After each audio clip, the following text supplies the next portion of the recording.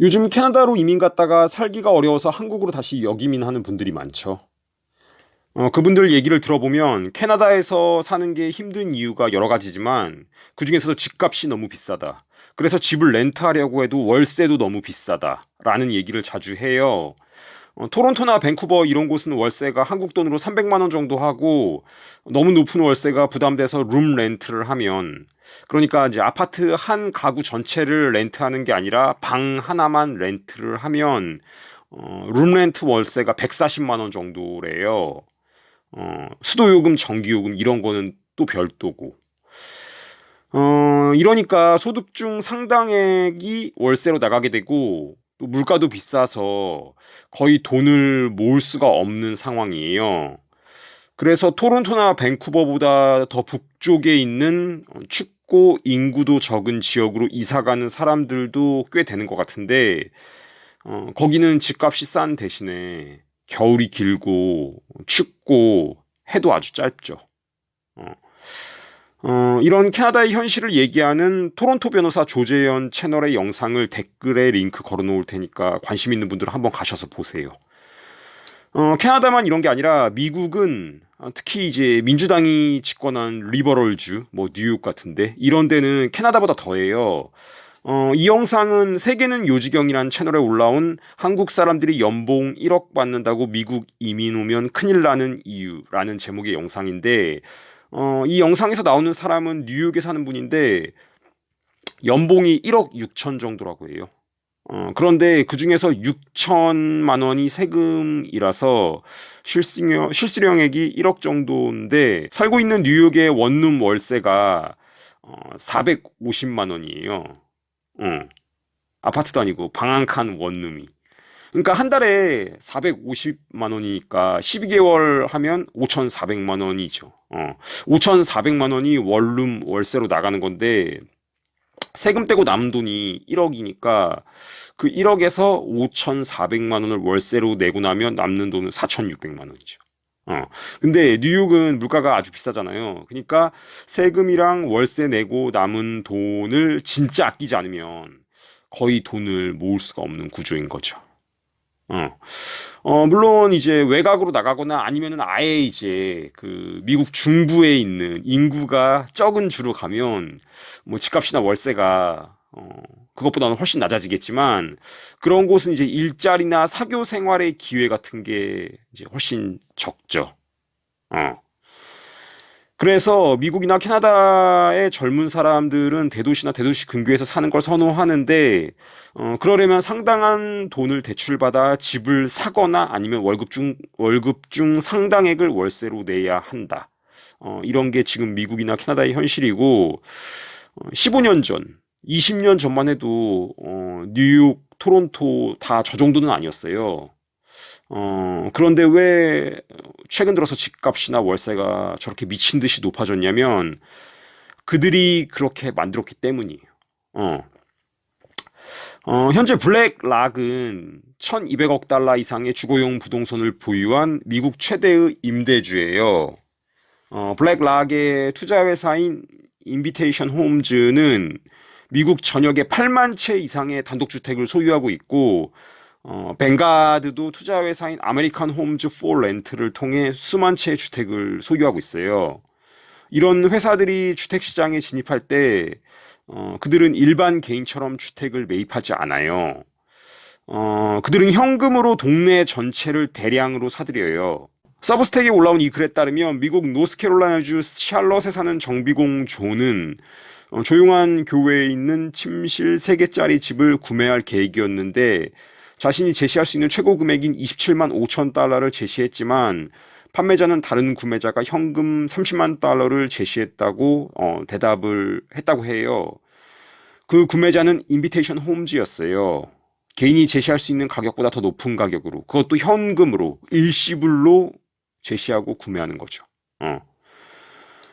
현재 조는 월 1,900달러, 한국 돈으로 270만 원의 아파트를 임대해서 살고 있다고 해요. 450만 원이었던 뉴욕 원룸 월세보단 낫지만 그래도 절대로 적은 돈은 아니죠. 존이 내는 월세 270만 원은 주택담보대출을 받아 그 아파트를 샀을 때 매월 내야 하는 원리금보다도 더 많은 돈이라고 해요. 그러니까 이 사람도 세금이랑 아파트 월세 내고 나면 아까 뉴욕 원룸에서 월세 내며 살았던 사람과 비슷하게 벌었던 돈 중 3분의 1 정도만 남고 없어지는 거죠. 어, 이러면 당연히 돈을 모을 수가 없겠죠. 이렇게 그들이 만드는 거예요. 중산층이 없어지고 사람들이 점점 더 한 달 벌어서 한 달 살고 통장에 예금은 거의 없게 그렇게 만드는 거예요. 그러니까 유동성을 공급해서 부동산 가격을 올리고 부동산 가격이 너무 높아서 월세를 살게 만들고 월세 사람들이 사는 사람들한테는 월세 가격 올리고 그래서 사람들이 거의 자산을 소유하지 못하게 만드는 거죠. 저들의 목표는 가능한 한 많은 땅과 주택을 사들여 보다 많은 사람들이 영구적으로 임차인이 되도록 만드는 거예요. 주택을 소유하고 있지 못하면 월세를 내야 되고 월세를 내면 돈을 모으지 못하니 자산을 형성하지 못하게 되고 자산도 얼마 없고 집도 없으면 자연히 결혼이나 출산을 하기 힘들게 되죠. 그러면 자연스럽게 인구 감축도 되는 거고. 이런 상황에서 뭐 무리해서 대출을 받아 집을 사는 사람도 고통스럽긴 마찬가지예요. 그러니까 기준금리 결정권이 저들에게 있는데 저들이 금리를 높게 유지하면 소득 중 상당 부분을 원리금 상환에 쓸 수밖에 없고 그러다가 뭐 감당 못하면 경매로 나오게 되고 그러니까 그런 식으로 이제 영끌에서 주택을 산 사람도 그리고 뭐 그렇지 않고 월세를 내며 살아가는 사람도 저들이 만든 주택 시장 안에서 똑같이 고통을 당하고 있는 거죠. 조선일보에 이런 제목의 기사가 실렸어요. 우리 집 주인이 모건 스탠리라네요. 외국 큰손들 임대주택 시장 공략. 어, 11월 19일, 그러니까 지난달 19일에 실린 기사고 내용을 살펴보면 2200조 원 규모의 자산을 운용하는 세계 3대 투자은행 모건 스탠리가 국내에서 임대주택 사업에 나섰다. 모건 스탠리 외에도 운용 자산이 870조 원 규모인 미국 사모펀드 콜버그 크레비스 로버츠와 영국 자산운용사 ICG 등도 서울을 중심으로 임대주택으로 쓸 주거용 부동산을 사 모으고 있다. 국내 임대주택 시장이 돈이 된다고 판단하고 투자를 확대하고 있는 것이다.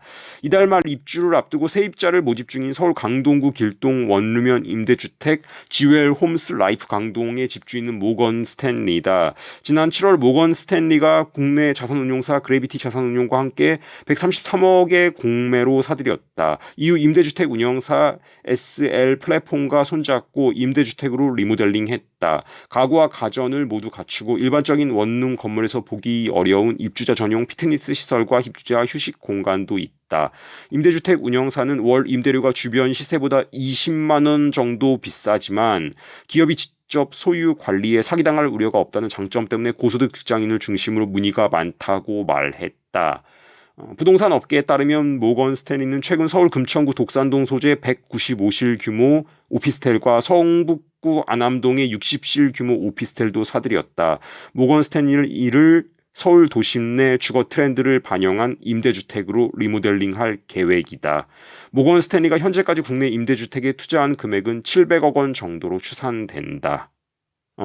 이 조선일보 기사에서 이렇게 쓰고 있고 블랙락 블랙스톤, 뱅가드로 상징되는 글로벌 금융 자본이 미국과 캐나다에서 해왔던 방식대로 한국에서도 주택을 매수해 임대하는 사업을 본격 시작하는 모양새인데 이런 임대주택이 늘어나면 월세가 높아질 테고 그러면 서민들은 점점 더 자산 형성을 하기가 힘들게 되겠죠. 유동성 공급, 다른 말로 대출을 통해 부동산 가격을 높이고 높은 부동산 가격 때문에 서민들이 큰 빚을 지고 빚에 허덕이게 되거나 아니면 월세로 살면서 월세 내고 나면 남는 돈이 얼마 없게 만들어 자산을 형성하지 못하게 하는 것이 저들의 전략이다.